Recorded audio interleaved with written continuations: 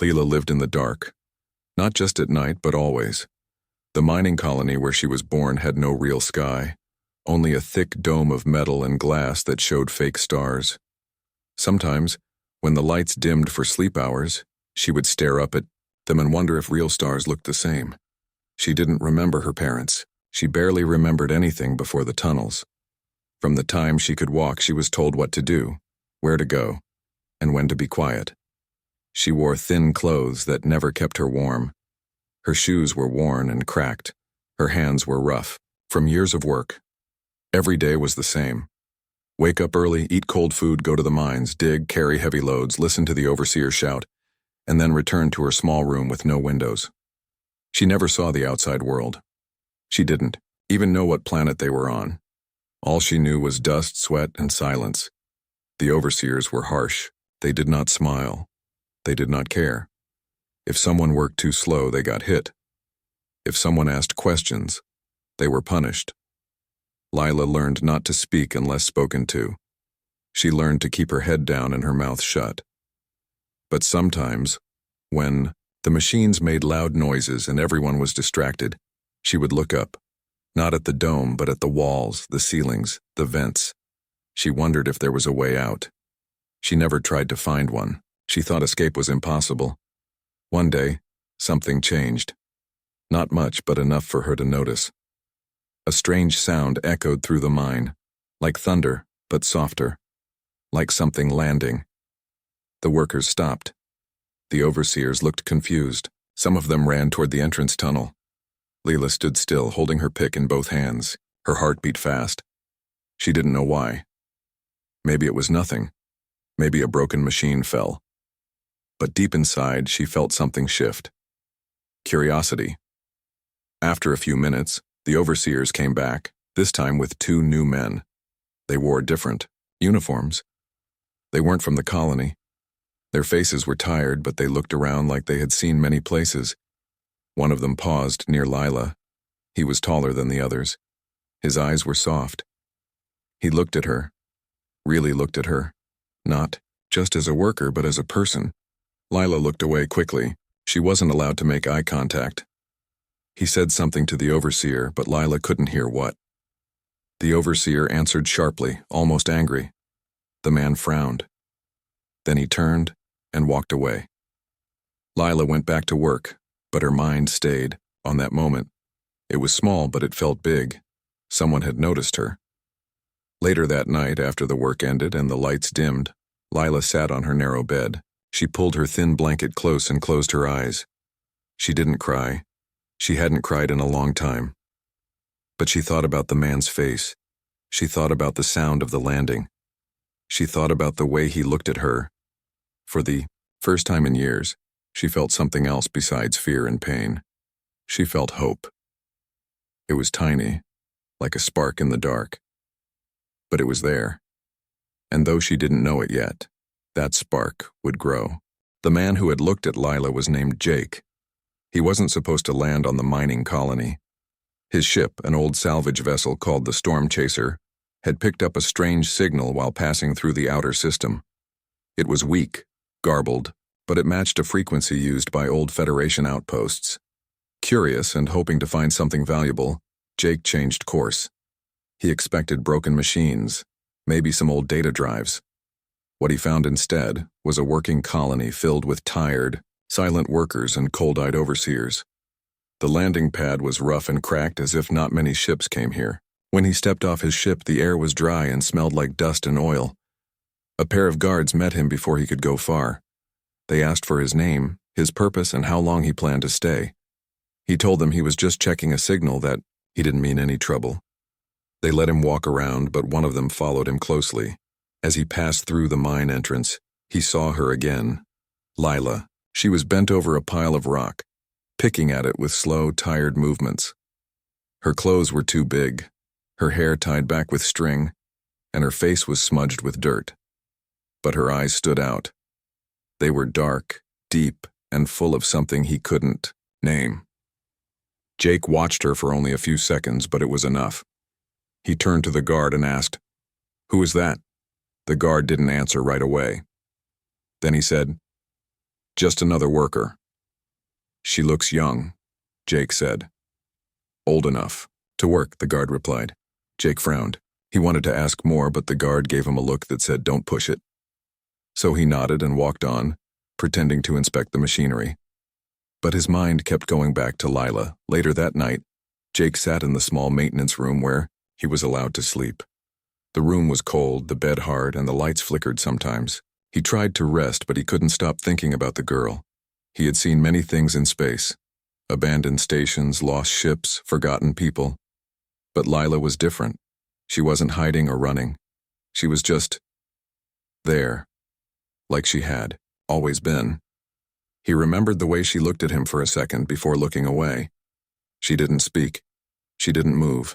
But he saw something in her, a quiet pain, and maybe hope. He lay awake for a long time. The next morning, he went back to the mine. He worked slowly, fixing wires and checking systems, all while watching the overseers, the workers, the way people moved, the way they stayed silent. He saw Lila again. This time, she was carrying a heavy bag of ore. Her arms shook from the weight. No one helped her. No one even looked. When the overseer shouted at her to move faster, Jake felt something tighten in his chest. He almost stepped forward, but stopped, himself. He wasn't here to get involved, but he also wasn't sure he could leave without doing something. After the day ended, he returned to his ship. He checked the navigation system, made sure the fuel lines were clear, and stared at the stars. Outside, he should leave. He should forget about Lila and fly somewhere else, but he didn't. Instead, he opened a log entry and said, "Something isn't right here." He didn't know yet what he would do, but he knew he couldn't ignore it. Not anymore. Jake spent another day pretending to work while watching the mine. He fixed what he could, but his real job had become something else, learning how this place worked. He saw how the overseers treated the workers. They never smiled. They never thanked anyone. If someone dropped a tool, they were hit. If someone asked for water, they were told to keep working. Food was given out like punishment, not care. Lila was always near the back, doing the hardest jobs. She didn't complain. She didn't cry. She just kept going. Jake couldn't stop thinking about her. Who was she before this? Did she have family? Friends? Did she even remember what it felt like to be free? He wanted to ask questions, but he knew no one would answer truthfully. So instead, he made a plan. Late that night, after most people had gone to sleep, Jake walked into the main control room of the mining station. He had been there earlier with the guard, fixing some broken lights. He remembered where everything was. More importantly, he remembered seeing Lila's name on a worker list. He found it again now. Lila Ward. No other details. Just a name and a number. He sat at the small desk and pulled up the records. He looked through files, trying to find anything. Birth date, home planet, how she got here. But all he found was silence. No past, no history. Just a girl listed as property. His stomach turned. He closed the file and stood up. He should leave. He had no reason to stay. But his feet wouldn't move. He thought about his own life. He was a salvage pilot picking up lost things and forgotten ships. He had no home, no family left. He traveled alone because it was easier that way. But Lila, she didn't choose this. He finally walked out of the control room and went back to his ship. He sat inside for a long time, staring at the dark colony outside. He wasn't sure what he was going to do, but he knew he couldn't just fly away. The next morning, he approached the overseer again. This time he brought parts. Old, but still useful. Wires, power cells, a few tools, he said. "I've got extra. I'll trade them for something." The overseer raised an eyebrow. "What do you want?" "Her," Jake said, pointing toward Lila. The overseer's face changed, not surprise, but warning. "You can't buy her," he said. "Why not?" Jake asked. "You sell everything else here. She's not for sale. Then why don't you let her go?" "Because she belongs here." Jake clenched his jaw. He wanted to say more, but he knew better. He nodded and walked away, acting like he was done. But he wasn't. That night, he stayed awake again. He checked his ship. He made sure the fuel tanks were full. He cleaned out old cargo to make space. He was getting ready, not for a trade, for an escape. He didn't know if Lila would come with him. He didn't know if she trusted him. But he also knew she deserved a choice. And no one had ever given her one before. As the stars blinked above the colony, Jake whispered to himself, "I'm sorry, Lila. This isn't going to be easy. But you don't belong here." He looked at the small window of his ship and saw the dark shape of the mine in the distance. Tomorrow, he decided, he would break the rules. Tomorrow, he would set her free, even if it meant losing everything he had left. The night air was cold and dry as Jake moved through the shadows of the mining colony. He wore dark clothes and kept low, moving between machines and storage crates. Every few steps he stopped and listened. No one was supposed to be outside at this hour except the guards. He had waited until the main lights dimmed and most of the workers were asleep. Now was the time. If he didn't act tonight, he might not get another chance. His plan wasn't perfect. It wasn't even good. But it was all he had. He reached the side entrance of the worker dorms. It was locked, but he had a small tool that could cut through the metal bar. He worked quickly, his hands steady despite the fear in his chest. When the door opened with a soft creak, he slipped inside. The room was quiet. Rows of narrow beds lined the walls. Most were empty, the workers already at rest in their own rooms. But near the back he saw her, Lila, sitting up wide awake. She looked surprised to see him, but she didn't scream. She didn't move. Jake walked toward her and whispered, "We're leaving." Her eyes narrowed. She didn't understand. He knelt beside her bed and said, "I know you don't trust me. I know you've been told not to trust anyone. But you have to come with me. Now." Lila stayed still. Her face showed nothing, but inside her heart beat fast. Why would he risk this? Why her? She looked around. No one else was waking up. No one else was being saved. Just her. She stood slowly, pulling her thin blanket around her shoulders. She didn't ask questions. She just followed him. They slipped out the same way Jake came in, the cold night air hitting them like a slap. Jake took her hand and led her toward the edge of the colony, where the land turned into rough ground and broken rocks. They reached a small ridge, and from there, they could see the storm chaser, his ship waiting quietly on the landing pad. "That's it," he said. "If we make it there, we leave this place." Lila stared at the ship. It looked small, old, but to her it looked like freedom. They started running. Only a few hundred meters left. Then the alarm sounded, loud and sharp. It broke the silence like thunder. Someone had seen them. A voice came over the speakers. "Stop. Return to your quarters." But they didn't stop. They ran faster. Lights turned on across the colony. Red beams swept over the ground. Shouts filled the air. Gunfire cracked behind them. Bullets hit the dirt close by. "Don't look back," Jake shouted. Lila kept going, her legs burning, her breath short. She had never run like this before. She had never had anywhere to go. Now she did. They reached the ramp of the ship just as two guards appeared from the side, guns raised. Jake pushed Lila behind him. "Get back," one guard yelled. Jake didn't move. The other guard stepped forward, raising his weapon, and then everything happened fast. Jake pulled a small flash device from his coat and threw it. It burst with light and sound, blinding the guards for a second. In that second, he grabbed Lila and pulled her up the ramp. The ship's door closed behind them with a loud hiss. Inside, the lights flickered on. The engine hummed to life. Jake ran to the pilot seat and started the launch sequence. "Sit down," he told Lila. She dropped into the co-pilot chair, holding onto the armrests tightly. Outside, more guards arrived, shooting at the ship, but the armor held. With a deep roar, the storm chaser lifted off the ground. Dust flew everywhere. Seconds later, they were in the sky. The mining colony grew smaller below them. Lila looked out the window. For the first time in her life, she saw the world from above. It was dark, cold, and lonely. But she was free. Not yet safe, but free. Jake glanced at her and smiled. "Welcome to the stars," he said. The ship was quiet except for the soft hum of the engines and the occasional beep from the control panel. Lila sat in the co-pilot chair, her hands still gripping the armrests, even though the danger had passed. She stared out the window at the stars, wide-eyed and silent. Below them, the mining colony looked like a small cluster of lights on a dark world.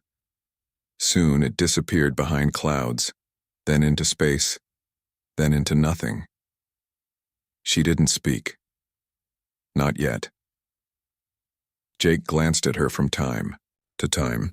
He could see the shock in her face, the way she kept looking around like she expected someone to grab her again. He didn't push her. He knew this was all new. Freedom must have felt strange after so long in chains. After a while, he stood up and walked to the back of the ship. He opened a small storage locker and pulled out a blanket, a bottle of water, and a wrapped bar of dried food. He placed them gently in front of her. "You can eat," he said softly. Lila looked at the items like they were something foreign. Then slowly, she reached out and took the water.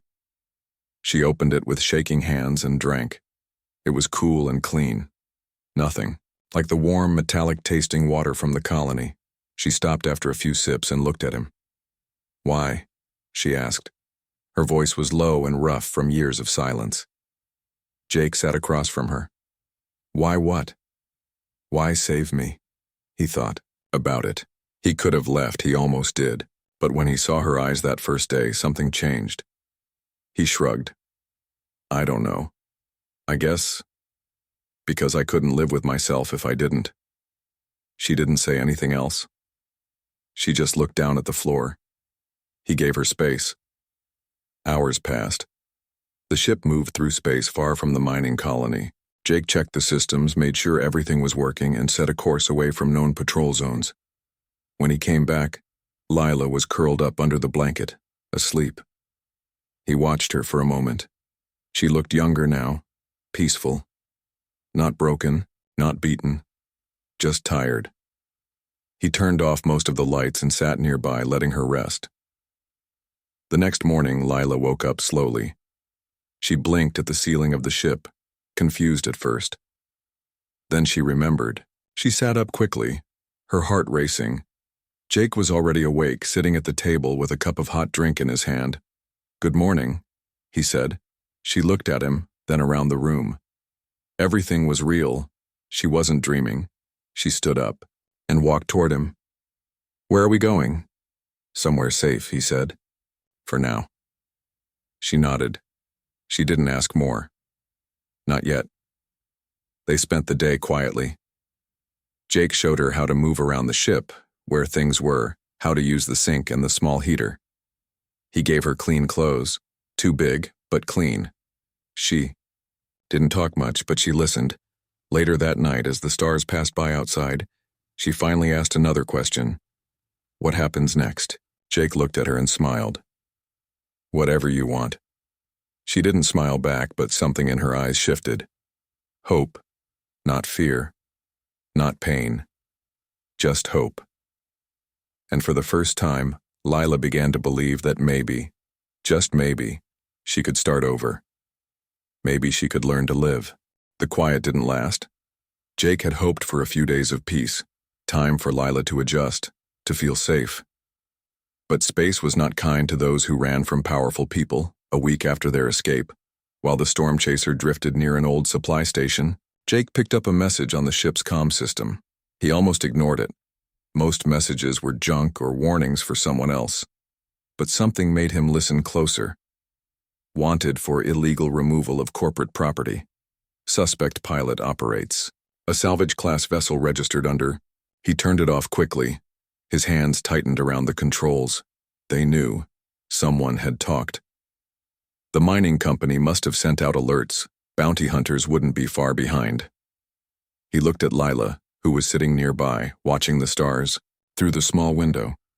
She was learning how to use the console, how to read maps, how to name some of the planets they passed.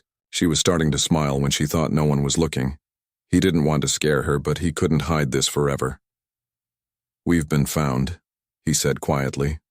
Lila turned to him slowly. "What do you mean?" "The people who kept you on that colony, they know we left. They're looking for us."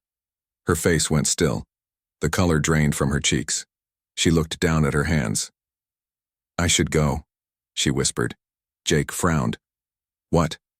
"You wouldn't be in danger if it wasn't for me," she said. "If I leave, you'll be safe again." He shook his head. "No, that's not how this works." "It is," she said, standing up. "You did enough. You got me out. Now let me fix this." Jake stood too. "You don't have to run alone again. We can face this together." "How?" she asked. "They have money, power, ships. What do we have? An old salvage ship and bad luck." He took a deep breath. "We have each other." She looked away. "I don't want to drag you into this," she said. "Too late," he said with a small smile. "I'm already here. Outside the ship." The stars burned bright, but inside the air felt heavy.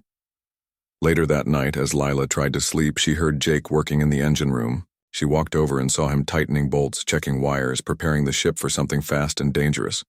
"What are you doing?" she asked. "Getting ready," he said. "If they come, we won't be waiting around." "You really think they'll find us?" "Not if I find them first." She stepped closer. "Why won't you just leave me behind?" He stopped working and looked at her. "Because you're not a mistake," he said. "You're not a burden. You're not something to throw away.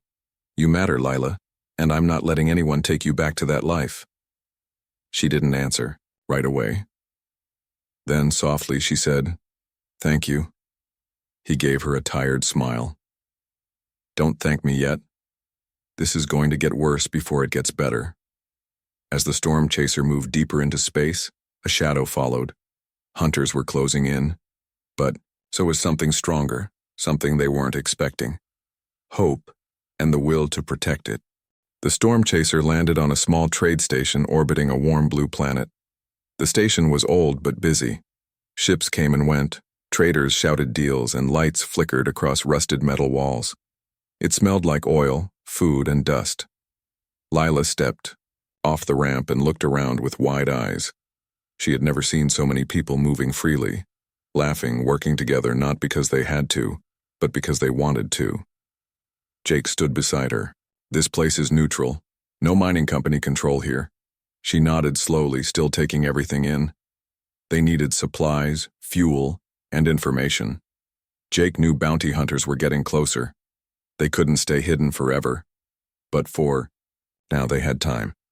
As they walked through the market area, Lila saw tools, machines, spare parts, and people fixing things. One group was repairing an old cargo ship. Another was building a new power core from scrap. For the first time, she felt something more than fear or worry. Curiosity. Jake noticed. "You want to look around?" She nodded again. He led her toward a small repair shop where a man named Greg was fixing a broken drone. He was older, with gray hair and tired eyes, but he worked quickly and carefully. "Need help?" Jake asked. Greg looked up. "Always." Jake turned to Lila. "Go ahead. See what you can do." She hesitated, then stepped forward. The drone was small, its leg bent and wires hanging out. Lila crouched down, pulled out a tiny screwdriver from her pocket, something she had taken from the storm chaser, and started working. Greg watched for a moment, then he smiled. "You've done this before." Lila didn't answer. She just kept working. 5 minutes later, the drone buzzed to life and hovered in the air. Greg clapped his hands. "Well, I'll be." Word spread fast. Within the hour, others came asking if she could help. A woman brought a broken scanner. A boy had a broken flashlight. Even Greg gave her a damaged console to fix. She didn't talk much. She just listened, looked, and fixed. By the end of the day, people were calling her the quiet fixer. When they returned to the storm chaser, Jake looked at her with pride. "You're good at that," he said. She looked at her hands. They were dirty again, but this time it felt different. Not forced, not punished, just useful. "I don't know why," she said. but I remember how things work. Maybe you were meant for more than digging in the dark, he said. She looked at him. I used to think my life would always be like that, like I would die there. You won't, he said. You're starting over. She sat down and looked at the stars outside the window. I want to learn more, she said. Then we'll find teachers, he said. We'll find places where you can build, fly, maybe even pilot. She looked surprised. Me? Fly a ship? Why not, he asked. You already understand machines better than most pilots. She smiled just a little. That night she dreamed, not of chains or overseers, but of tools, wires, and open space. Days passed. They stayed on the station longer than planned. Lila helped more people. She learned new names, new parts, new ways to fix things. People started offering her work, with real pay. She didn't take the money. Not yet. But she took the respect, and for the first time, someone saw her not as property, but as a person, someone who could build a future of her own, someone who was finally free. The cold moon was quiet except for the wind howling over frozen rocks and snow-covered hills. The storm chaser landed far from any city, hidden under a rocky ledge where the heat sensors wouldn't find it easily. Jake and Lila had been hiding, here for 2 days, waiting for the bounty hunters to lose their trail. But luck ran out fast. They were found. A group of 4 hunters arrived in a heavy dropship that landed not far from them. The sound of metal hitting ice echoed across the moon like thunder. Jake saw them first through the ship's scanner. We've got company, he said, voice tight. Lila looked up from the control panel where she was checking the power levels. Her face went still. How many? 4. Armed. She stood slowly. They're here for me. Jake shook his head. They're here for both of us now.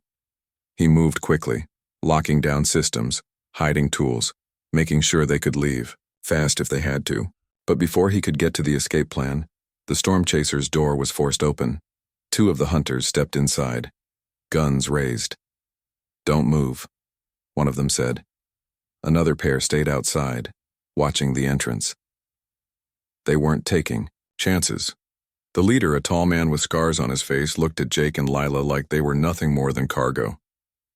You caused a lot of trouble, he said. Now you're coming back. Jake took a step forward. We're not going anywhere with you. The hunter smiled, slow and cruel.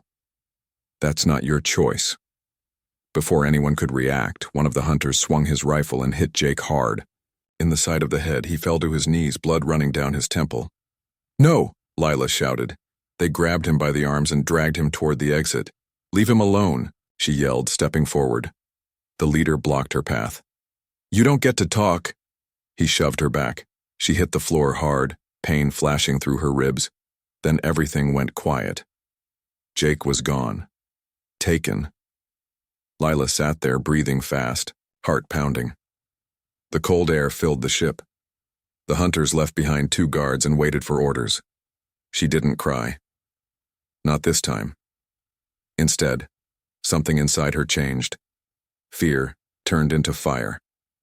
Pain turned into purpose. She watched the guards, carefully. They stood near the door talking about how easy the job had been, how much money they would make, how no one ever escaped forever. They were wrong. She had escaped once. She would do it again. And this time, she wouldn't just run. She would fight. When the guards finally let their guard down, checking their gear, looking away for just a second, Lila moved. She grabbed a loose tool from the workbench and struck one of them in the back of the neck. He dropped like a stone. The other one turned, surprised, but she was already moving. She kicked the gun from his hand and slammed the flat of her palm into his nose. He stumbled back, dazed. She didn't stop. She ran outside into the freezing cold, pulling the stolen gun behind her. The hunter dropship was still there, lights blinking, in the dark. Somewhere inside, Jake was being held. She didn't know what she was doing yet, but she knew she couldn't wait for someone else to save him. This time, she would be the one to do the saving. And as the wind howled around her, she whispered. To herself, I'm coming, Jake. Just hold on. Lila moved fast through the snow, her breath coming out in short white clouds. The cold bit at her skin, but she didn't stop. She had to get to the hunter's dropship before they left with Jake. She reached the frozen ground near the ship just as the ramp started to close. 2 guards stood outside, scanning the area. Inside, she could hear voices, orders being given, plans made. Jake was in there, hurt, alone. Not for long. She ducked behind a pile of ice-covered rocks and looked around. She needed a way in. She couldn't fight them head-on. She was one person. They were 4, maybe more. But she had something they didn't. Time. And a plan. She remembered how ships like this were built. Most bounty hunters used old military models. Strong armor, weak underbelly.